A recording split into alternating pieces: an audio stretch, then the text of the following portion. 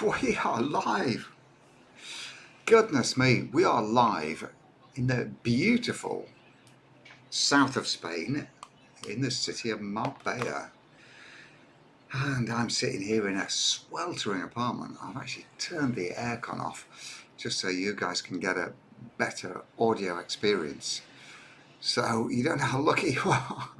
If you can hear me okay, and you're grateful that I'm sweltering here on your behalf, give us a thumb, give us a yay. Say hello. It's great to know that you're here. I can see the chat feed here, so give us a thumb, give us a yay. Tell us who you are. And by the way, I have a little bit of a banner for you here, which is this. At the bottom of the screen, you can see a very, very important piece of information. This is celebrating this wonderful platform that we're on called StreamYard. But it's also enabling you to speak to us directly here with a comment. So if you're on Facebook and you haven't yet given StreamYard permission to share your name, you need to go to streamyard.com/Facebook. We've just got a lovely one here from Facebook user, thumb, heart, yay, heart, hello, smiley face. See, I have no idea who you are because it says Facebook user. So if you can go to streamyard.com/Facebook, Facebook user, and give them permission to display your name, then it will, so I'll know who you are. Well, what a week. We have come to Spain for some heat at a rather inappropriate time in history, I think, because there's also a heat wave in the UK, so it's not like we're escaping the usual rubbish weather over there, is it? It rather looks like we could have got a suntan over there. But it's not the same as I was talking to somebody today, when it's 34 on the south coast of Spain and the Mediterranean. It's kind of a different vibe, isn't it, to 34 in Royal Sutton Coldfield, because we can go sit on the beach here, we can go swim in the sea, can't we, that sort of thing.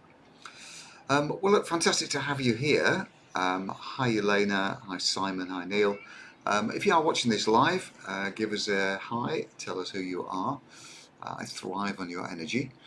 And what we're going to do today, as ever with these Thank Flip It's Friday sessions, first of all, it's going to be a short, sharp session, no more than half an hour. So you won't be required or requested to show up for more than 30 minutes. We're going to get through a ton of stuff. And I'm going to give you a really, really cool reframing of one of the biggest challenges that we ever experience in our business. And that challenge is namely clients who can't afford to pay us. Feedback that we get from members of our group, like, I know who exactly my ICA is, I know my ideal client, but they just can't afford to pay. We get individual sales calls reported, via our clients. I don't know why I've got my headphones in, by the way, because nobody's making any noise, but never mind, that's just me. I feel more comfortable with my headphones in. We get clients reporting back to us that they've been on a call, and the call went well up until the point where they mentioned money, and then the client said they couldn't afford it, they ran for the hills, and all the rest of it. Well, can I just suggest, first of all, and I want you to give us a yay if you agree with this, that our talking to clients who can't afford to pay for our programs is our decision. It's not their fault. We have decided to market and attract people who can't afford us. Can you give us a yay if you agree with that principle? Because it's very, very important. Is it the client's fault or is it our fault for building a community of people who can't afford us? Bit of a loaded question, but I'd like to get your approval. I'd like to get your approval that you accept that it's our fault. Neil's right on it, of course, with the yay. Hi Stuart, Stuart's here, I can see.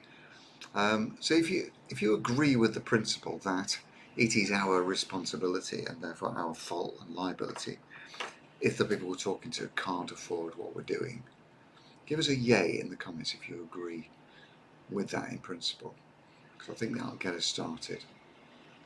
So only Neil brave enough to come forward and say yeah. By the way, if you disagree, we like a healthy debate here. I'm not in any way saying this is the only opinion. I don't think it's anyone's fault because it's a mindset, says Facebook user.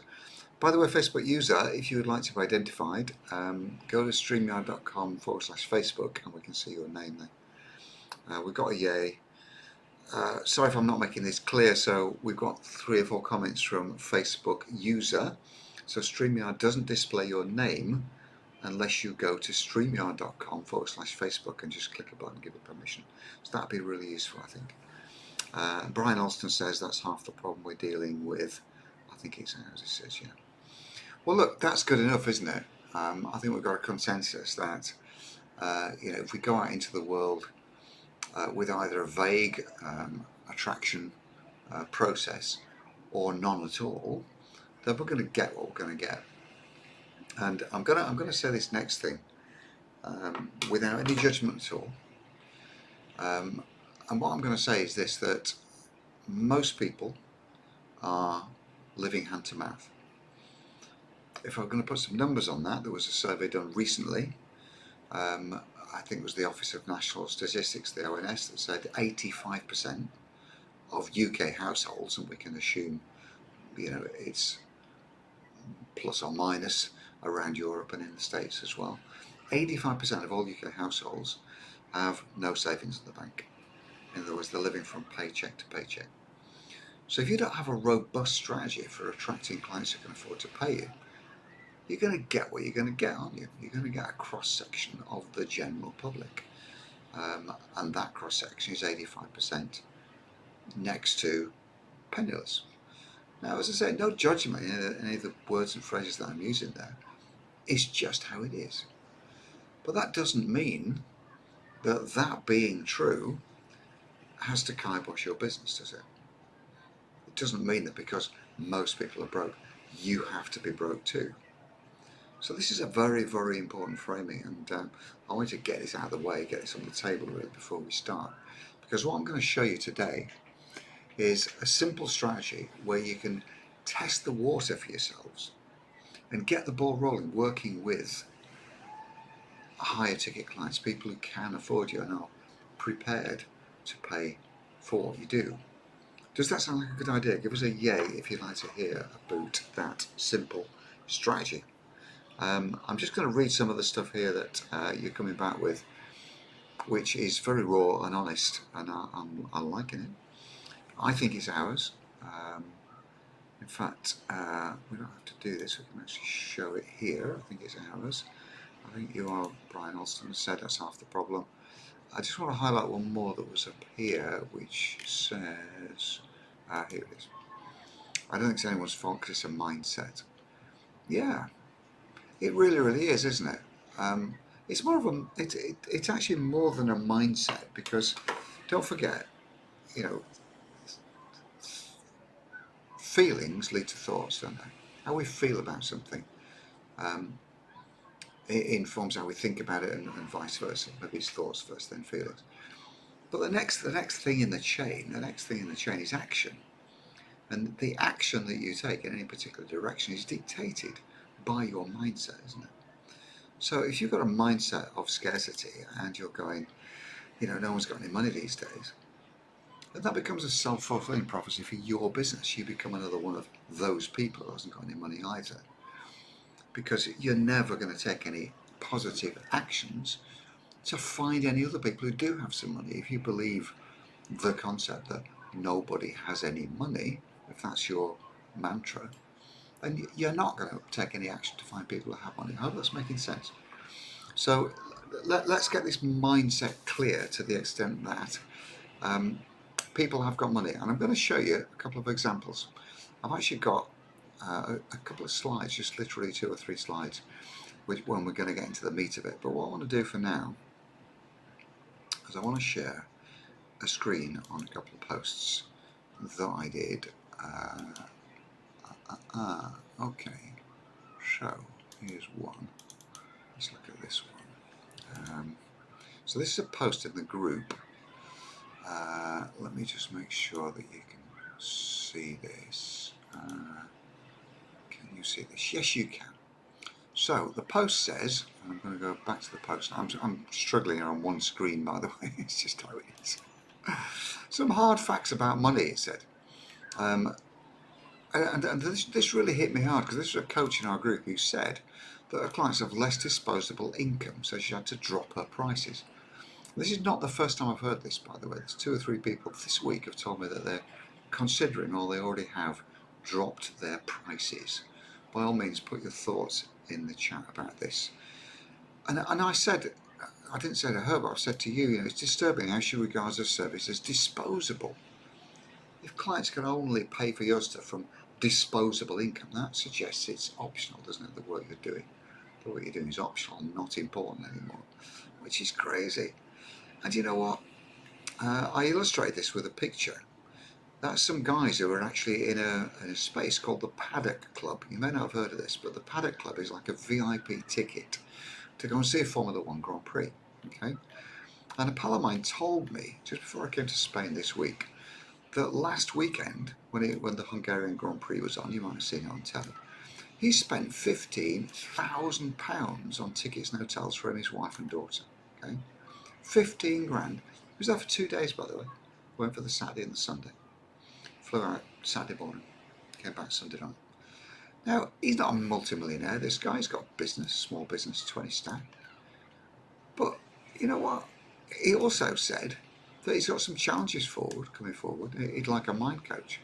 I did recommend somebody to him before we all jump in. And his expectation of how much he was going to pay for that coaching, he said his mate just spent 25 grand on a retainer for a coach. Now, he is not unique. He's a guy that I know, right? A random mate of mine from way back. We've known each other for years. But he's not unique. He hangs out with other people like him. He goes to Grand Prix and stands on the roof of the pits and spends 15 grand for a weekend with loads of other people. In fact, I'll tell you a little story about that if you're interested.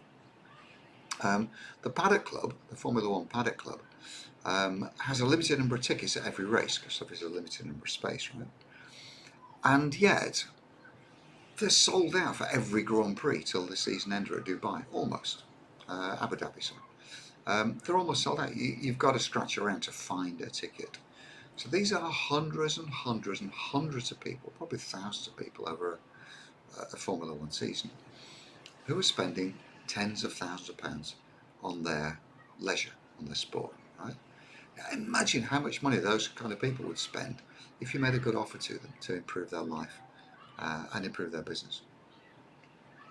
I'm just going to share some comments here, and I'm going to show you another post in a minute. Yeah, that's Brian.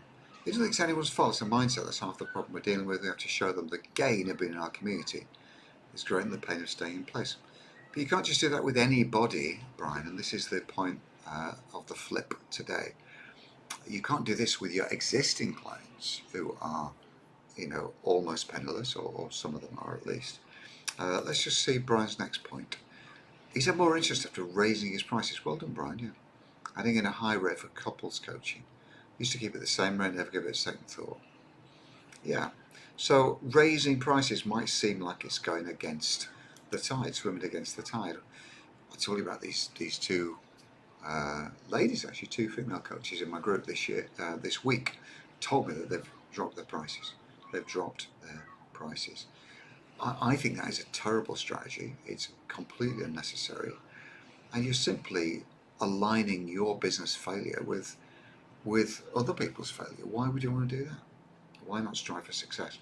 So I'm going to show you another quick post, which was an experience that I had simply yesterday evening.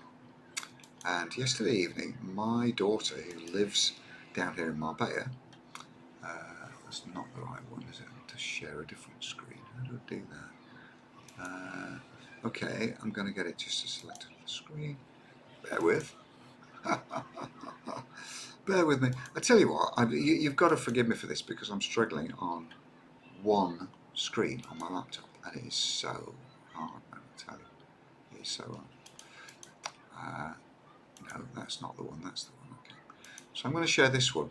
This was a post from last night. My daughter is quite well connected down here. She actually sells insurance, high-end insurance for motor vehicles and boats and planes and stuff like that. I'm very proud of her, by the way. But she took me last night to this place. It's a polo club, you know, which the suggestion there is in the name, isn't it?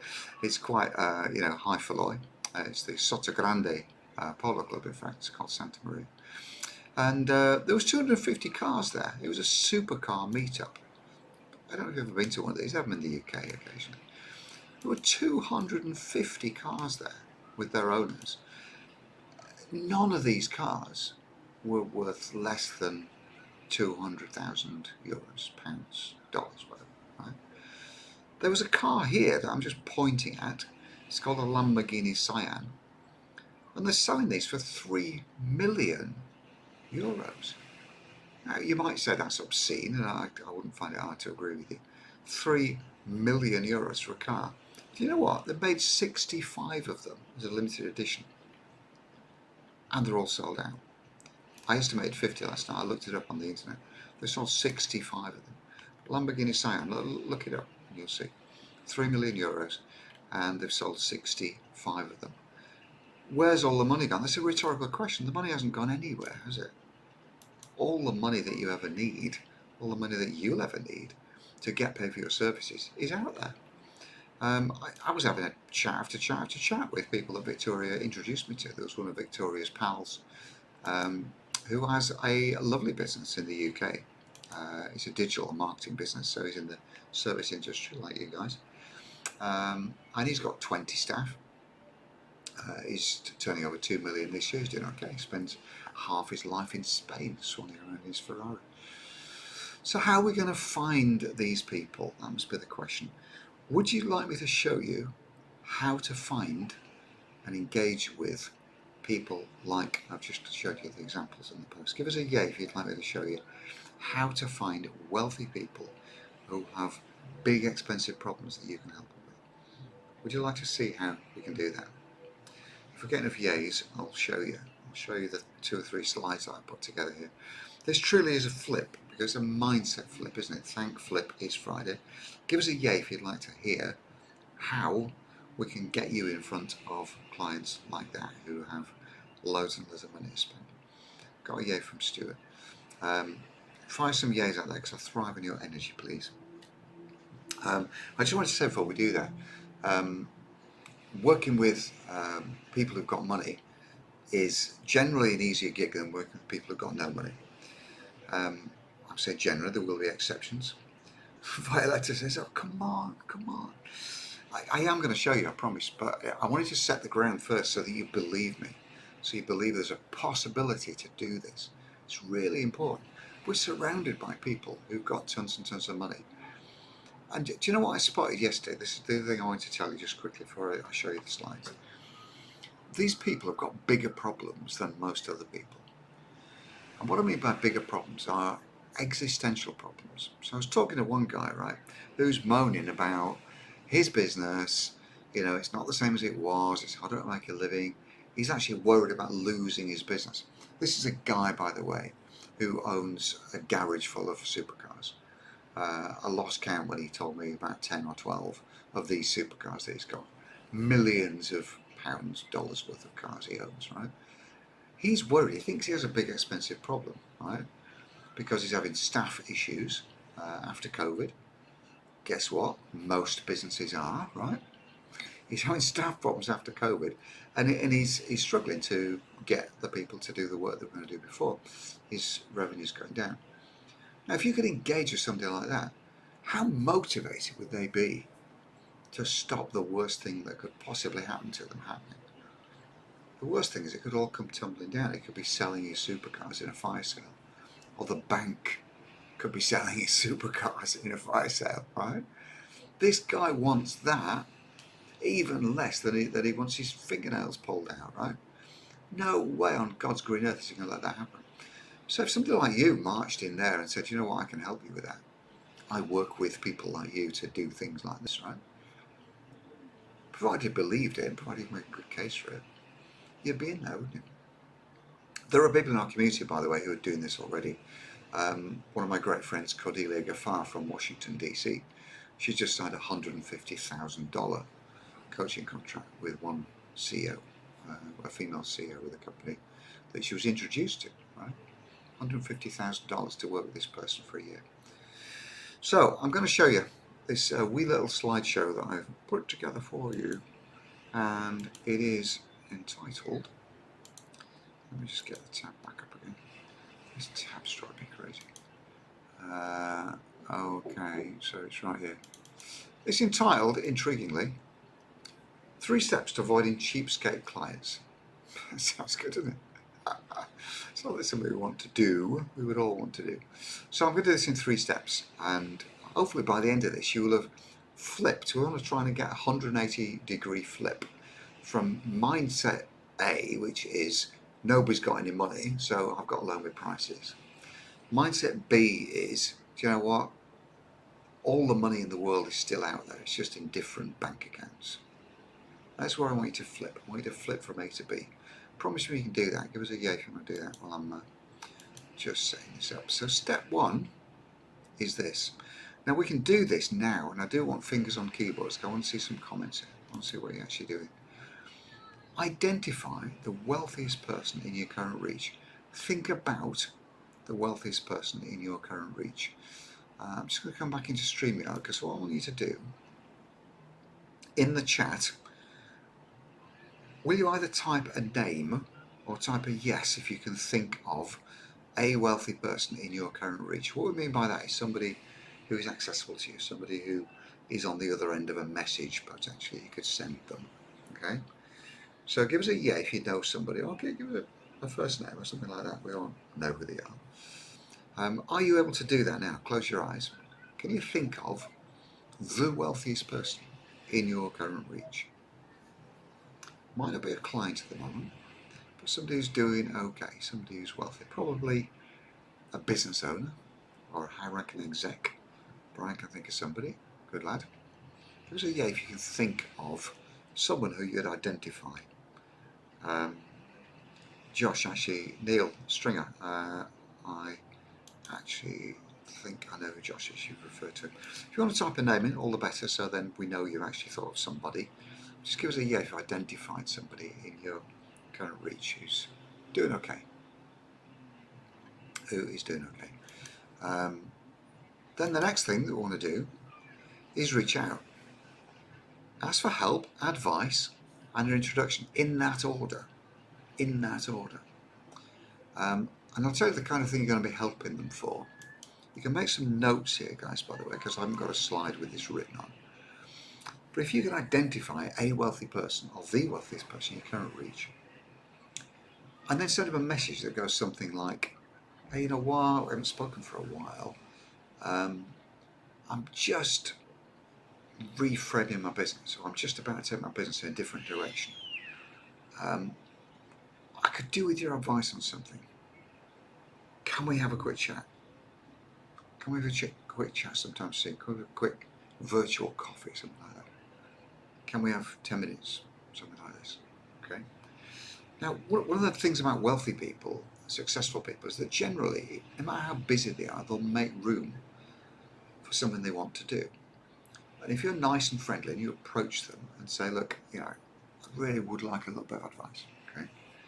I'm taking my business in a different direction. I don't want to make a big mistake. I don't want to stumble. I'd like to do it right.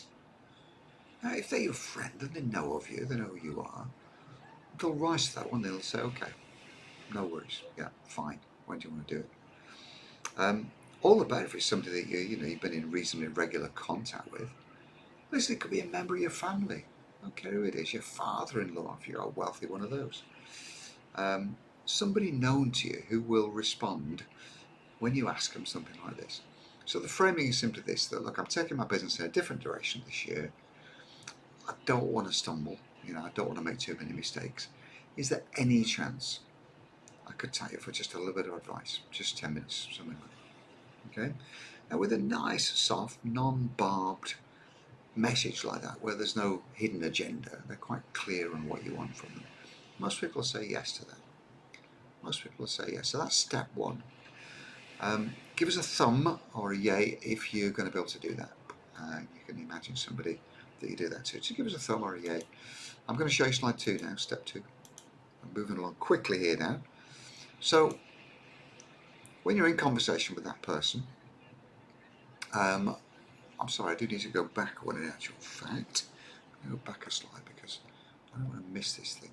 Ask for an introduction. Ask for an introduction. And this is a really easy thing to do when you're on that call.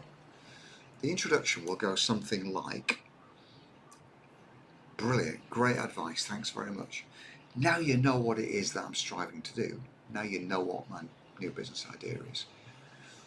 Who springs to mind right now, and Neil's going to give us a big thumb on this anytime now. Who springs to mind right now as one person who'd benefit from that? Get them to introduce you. Why does this work? It works because people hang around with people just like them. And if he's the wealthiest person in your current reach, chances are somebody he can refer you to are also wealthy as well, right? They're also wealthy. People hang out with people just like them, don't they? We all move in our own circles. So after you've asked him for your advice and he said, well, I do this, say, brilliant, thanks for that. Who springs to mind right now, by the way, as one person you know who might benefit from this new work that I'm doing? Okay. Now, by the way, you don't have to build an offer first. You don't have to build an offer first. Thanks for this, Neil. It just does work. Neil's made a ton of money on this already. I think he may have made 5 figures in dollars since he discovered this in the last couple of weeks. So it just does work. Ask for an introduction. Who springs to mind right now as one person you know who might benefit from this kind of work? Now, the person that you're talking to might say, well, to be fair, I'm interested. I'd like to know. Tell me what it's all about. Give me some more information. Equally, what they might do is, well, do you know what? Yeah, there's this guy I know, my mate, my brother-in-law, my dad, whatever, right? Doesn't matter who they are. Just ask for one person from this seriously wealthy person that you're talking to. There's no pressure on them to work with you, but they'll probably know somebody who wants. Now, I was just about to say the caveat to this is don't worry if you haven't got an offer for these people, because you're going to make the offer up when you're talking to them. You're going to make the offer up on the hoof, as we say, okay? There's no way that you have to build an offer or a high-ticket program now, because here's what you're going to do. You're going to research the person that you've been referred to, the person that your introducer said, talk to this person, and just see what you think they might need. Just plan some or what indeed one messaging hook to book a chat, because that's all you want to do at this point. You can't reach out to them and try and sell them something. You want to reach out to get them on a call. Now, what a lovely message it is to say, I don't know, say the guy you referred to is called Sharon. Your wealthy pal is called Dave. You're just going to say, hey Sharon, we don't know each other, but Dave mentioned you in conversation the other day. I was just explaining how I'm moving my business in a different direction and working exclusively now with successful people like you, Sharon, and I'd just like to run a couple of ideas by you and find out where you're at and book the call. Now, if you don't want to book the call that quickly, you can do a warm-up message, can't you? You can say, I'm moving my business in a different direction to work with successful people just like you, Sharon, and I'm curious, what's the biggest business challenge you face this year? Yeah? How are you finding business in all this chaos? Dave speaks very highly of you, something like that. I'll give you some more ideas when we've done this to step 3. But step 3 is simply this. Before you have the call with this person, just have some kind of an offer in mind. You're going to bespoke it, aren't you? My friend that I mentioned earlier, Cordelia Gaffar, she made a $150,000 coaching sale. She enrolled a client in the States who was a female CEO. She didn't have a particular offer in mind, but she knows what she does, just like you do. You know what you do, you know what you're capable of, you know the various strands of the work you do, don't you? So it's not going to be difficult on the fly when you're talking to that person to put the meat on the bones, but just have some kind of idea what you're going to offer them, what kind of direction you're going to go in with them. Now, I'll put some slides up here with some interesting things to warm them up, some nice little framings that you might like. So once you've been introduced to somebody and you're about to reach out to them for the first time, Pay them some sort of genuine, heartfelt compliment. That always warms them up. We don't get many messages these days, do we? And I'm thinking LinkedIn here, for example. We don't get many messages from people saying, you know, loving your work. Because most people can't be asked to look. They don't know what your work is. They just spam you with some kind of ridiculous, inappropriate offer. So to get under their skin, to make them understand that you understand them and that you're feeling their pain, you can be saying things like this. I'm loving your business model. How's it going in all this chaos? How's it going? Loving your business model. I can see you've achieved amazing success with it. How is it going right now? You know, all this turmoil. This is a good one. I tried this once with a guy who was a coach for racing drivers. I've done a bit of that myself, but I don't make any money out of it. I just didn't have the patience. I get car sick as well, so racing driver sick is not a good thing. And I said to this guy, I've got a secret desire to do what you do. And he goes, oh yeah, it's not all shit and giggles, you know. And I went, yeah, we got in conversation, you know. We built the relationship that way. But you know, it is a nice framing because we've got to show that we're empathetic. We're not unaware of how things are going. And you know, wealthy business people have exaggerated versions of problems that other people might have as well. So you know, asking questions like this about the economic chaos to show that you're in touch.